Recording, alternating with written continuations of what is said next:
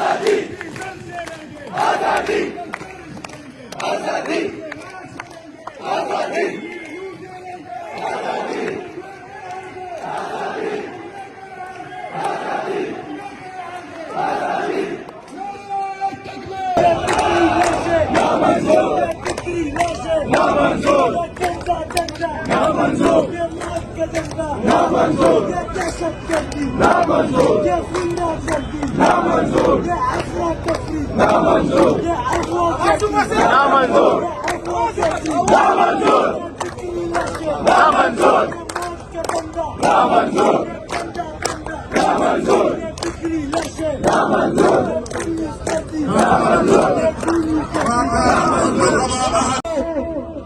जैसे कि आप सबको मालूम है कि जब कभी भी पाकिस्तान की आवाम के मैंडेट के ऊपर शब खून मारा गया, जब कभी भी आईन को रोका गया, कानून को रोका गया, अदलिया को बंदी बनाया गया, अवामी मैंडेट के खिलाफ इकदाम किए गए, तो फिर 25 मई 2022 को निहत्ते और पुरअमन कारकुनों के ऊपर गोलियां बरसाई गई।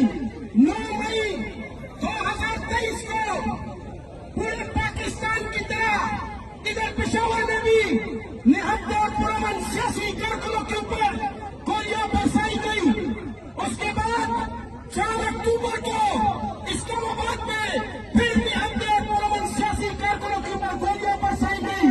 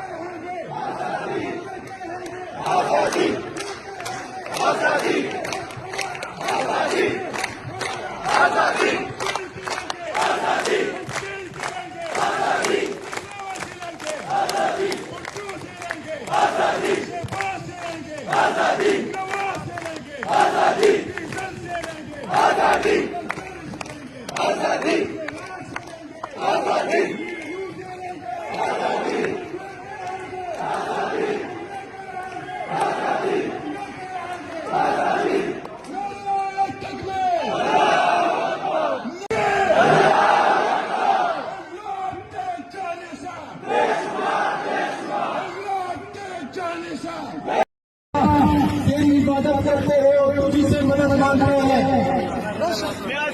पाकिस्तान तहरीक इंसाफ के कारकुनों, जैसे कि आप सबको मालूम है कि जब कभी भी पाकिस्तान की आवाम के मैंडेट के ऊपर सब खून मारा गया, जब कभी भी आईन को रोका गया, कानून को रोका गया, अकलों को बांधी बनाया गया और वो भी मैंडेट के खिलाफ इकदाम किए गए, तो फिर 25 आई गई 9 मई 2023 को पूरे पाकिस्तान की तरह इधर पिशावर में भी निहत्तर दामन सियासी कारकुनों के ऊपर गोलियां बरसाई गई। उसके बाद 4 अक्टूबर को इस्लामाबाद में फिर निहत्तर दामन सियासी कारकुनों के ऊपर गोलियां बरसाई गई।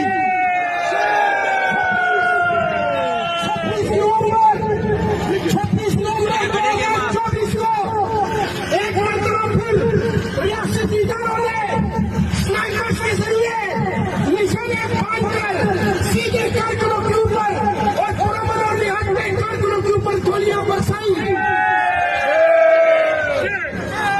अभी 10-12 दिन पहले कश्मीर में लोग अपने हुकूक की खातिर निकले, उनके हुकूक को जो सलाम दिया गया, उन हुकूक को हासिल करने के लिए निकले, वहां पर भी पुरअमन और निहत्ते कश्मीरियों के ऊपर गोलियां बरसाई गई।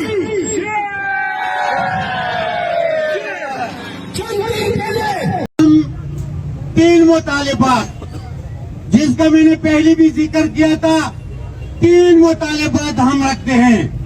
अगर ये इदारे और ये एस्टेब्लिशमेंट इस पे अमल करती है तो मैं दावे से कहता हूं कि इस मुल्क में अमन भी आएगा, ये तरक्की के ट्रैक पे भी ये मुल्क चलेगा और इस मुल्क में जो ये परवरी है, करप्शन है, जो यहाँ पे लॉ एंड ऑर्डर इशू है, ये भी खत्म हो जाएगा। वो ये पॉलिटिकल स्टेबिलिटी जो खत्म है ये भी खत्म हो जाएगा। ये 3 मुतालिबात आप गौर से सुने। नंबर 1, आप इस घुसपैठिए जो यहाँ पे असेंबली में बैठे हैं, जिन्होंने 47 से यहाँ पे हुकूमत बनाई है, इनकी गैर कानूनी गैर आईनी मदद करके जो 47 से हुकूमत बनी है, ये गैर कानूनी आप इनकी सपोर्ट तय करें और जो रिजर्व सीटें उनको गैर आईनी और गैर कानूनी से दी गई है उसको खत्म करें। नंबर 1। नंबर 2, अदलिया को तय न करे, उनको डायरेक्शन न दे, उनको आजाद छोड़ दे ताकि वो मेरिट पे फैसले कर सके। ये दूसरी बात सबसे अहम है, अदलिया को आजाद छोड़ दे ताकि इस मुल्क में जो बेगुनाह कैदी है वो तमाम रहा हो। तीसरी बात, इंतजामिया को आप डायरेक्शन न दे कि सुहेल के खिलाफ FIR काटो, गनी के खिलाफ FIR काटो, इकबाल के खिलाफ FIR काटो। आपका काम ये नहीं है, आपका काम सरहदों की हिफाजत है।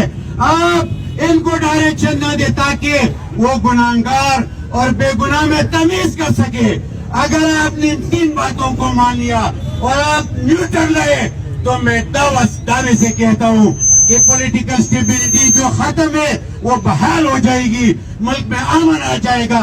और अगर आप इसी तरह गैर आईनी गैर कानूनी हथकंडे करोगे तो फिर इस बात जो